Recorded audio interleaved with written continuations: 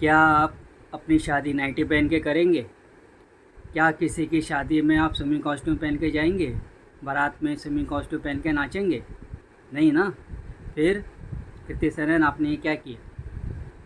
रक्षाबंधन जैसे पवित्र इस पर्व को, इस त्यौहार को, इस ट्रेडिशन को, इस कस्टम को आपने जो जिस तरह के कपड़े पहन के वो स्लीवलेस है और डीप नेक है पहन के आपने राखी बंधवाई। चलो ठीक है, ये इस तर्क को, इस बात को भी मैं मान लेता हूँ कि एक बहन अपने भाई के सामने कंफर्टेबल नहीं होगी तो फिर किसके सामने कंफर्टेबल होगी? जो ये ड्रेस देख रहा है एक स्त्री की, एक बहन की, औरत की, तो वो उसकी ये मानसिकता है। पर मुझे ये बात बताइए कि जब आपने अपनी चॉइस का ड्रेस पहना है तो जो लड़का है, जो भाई बना है, उसे कुर्ता और ट्राउज़र या पजामा क्यों पहनाया गया है? क्या मर्दों की बॉडी खूबसूरत नहीं होती? तो अगर उनको अपनी बॉडी दिखाने का शौक़ नहीं है तो क्यों जाते हैं वो जिम? क्यों वो सिक्स पैक इस पैक का दुनिया भर में ये सब चल रहा है? वो भी तो अपनी चॉइस के कपड़े पहन सकता है। वो ट्रेडिशन कपड़े में क्यों हैं और आप ट्रेडिशन कपड़े में क्यों नहीं?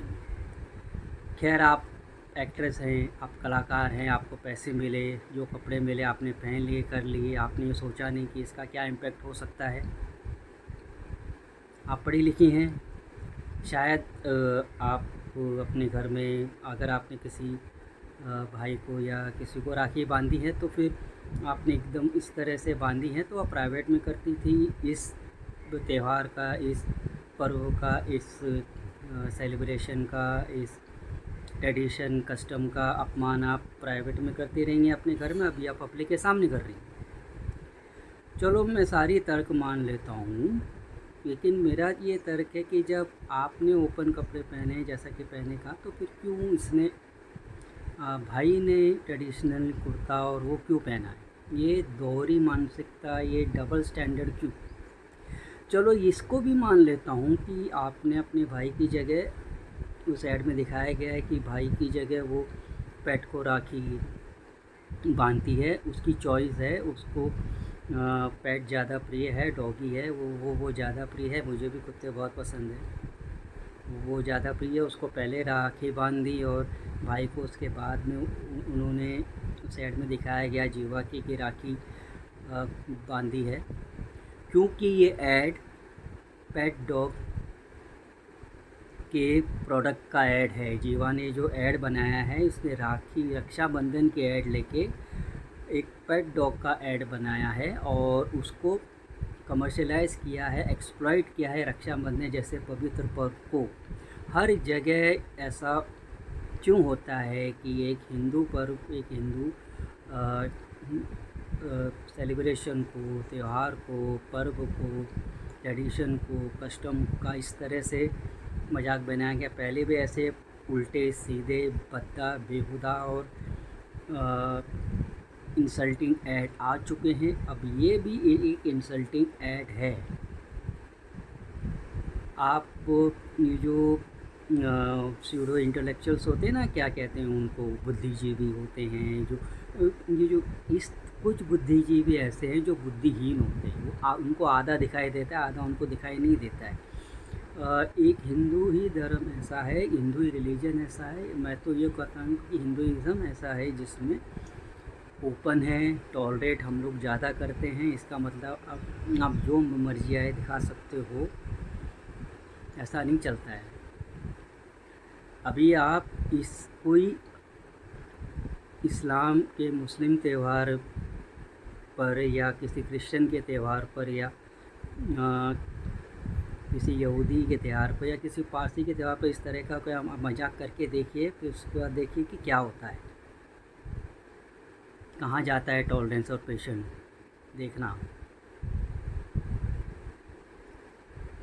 This is not done. ये कोई तरीका नहीं है अपने प्रोडक्ट बेचने का और रक्षाबंधन जैसे पर्व को एक्सप्लॉइट करने का। पता भी है रक्षाबंधन क्या है, इट इज़ प्रोटेक्शन है। ठीक है, आपने को डॉग का प्रोडक्ट था तो इस तरह से आपने दिखाया, लेकिन एक डिसेंट वे में आप दिखा सकते थे ना।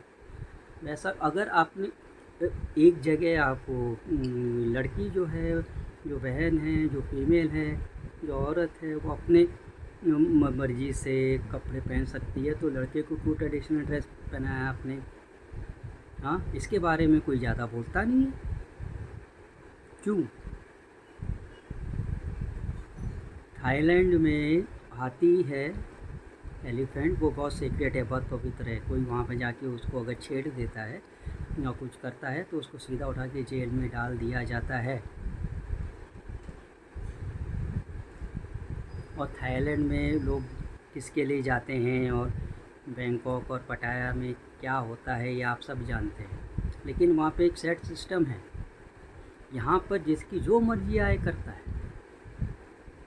जीवा वाले ने जो ऐड बनाया है, चलो जीवा वालों को अक्ल नहीं, कहती सनम को अक्ल नहीं, जिसने भी ऐड से जो इन्वॉल्व है किसी को भी एक पैसे की अक्ल नहीं है, वो बेशरम है, उनको आइडिया नहीं है, उनको कंसल्टेशन कुछ पता नहीं है, गंवार हैं इस मामले में। तो एड्स की कोई अथॉरिटी होगी, वो ऐड को उन्होंने पास कैसे किया? क्या अफीम खा के बैठे थे?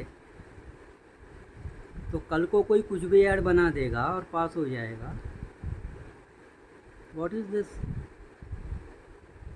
मुझे कोई प्रॉब्लम नहीं है कि कोई कुछ भी पहने, या भाई के सामने, बाप के सामने, किसी के भी सामने, लेकिन जो ओकेशन है, जो पर्व है, जो त्यौहार है, जो कस्टम है, ट्रेडिशन है, उसका सम्मान करना चाहिए, उसका मान रखना ज़रूरी है। As an individual, as an Indian, as a, वो हिंदू की बात नहीं है, एक इंडिविजुअल को उस चीज़ का सम्मान करना चाहिए।